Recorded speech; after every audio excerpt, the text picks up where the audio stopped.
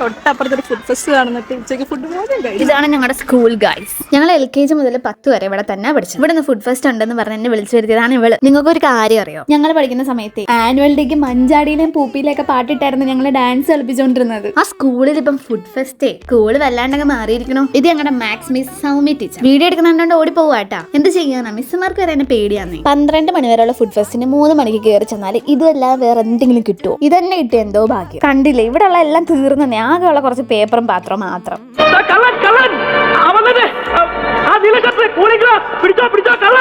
ഇവള് കള്ളനൊന്നും അല്ല കേട്ടോ, പക്ഷെ കള്ളനെ കഞ്ഞി വെച്ചവളാ. ഇത് ഷാന, ഞങ്ങളുടെ ഫ്രണ്ടാണ്, ഇപ്പൊ ഇവിടുത്തെ ടീച്ചർ. പിള്ളേരുടെയൊക്കെ ഒരു അവസ്ഥയെ. ഇതിപ്പോ ഞങ്ങൾ പഠിക്കുന്ന സമയത്ത് ഈ ഫുഡ് ഫെസ്റ്റ് വന്നിരുന്നെങ്കിൽ ഞങ്ങളെ പിടിച്ച് ക്ലാസ് ഇരുന്ന് പഠിപ്പിക്കുകയും ചെയ്യും, പുറത്ത് ഫുഡ് ഫെസ്റ്റ് നടക്കും. ഈ പിള്ളേരുടെയൊക്കെ ഒരു ഭാഗ്യം. ഇതൊക്കെ കാണുമ്പോൾ നല്ല വിഷമമുണ്ട്.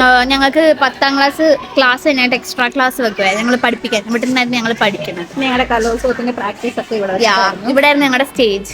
ഇപ്പോഴും ഇത് തന്നെയാണെന്ന് തോന്നുന്നു അല്ലേ സ്റ്റേജ്. പോസ്റ്റ് അടിച്ച് ഞങ്ങൾ രണ്ടുപേരും മാത്രം. വലിയ വലിയ പ്രതീക്ഷകളോടെ എന്തൊക്കെയോ കഴിക്കാന്ന് പറഞ്ഞു വന്ന കൊച്ചിയായിരുന്നു. അവസാനം വീട്ടിലെ ഇഡലിയും സാമ്പാറും തന്നെ വേണ്ടി വന്നു. ആ ഇരിപ്പ് കണ്ട മനസ്സിലായില്ലേ, നല്ല വിഷമമുണ്ടെന്ന്.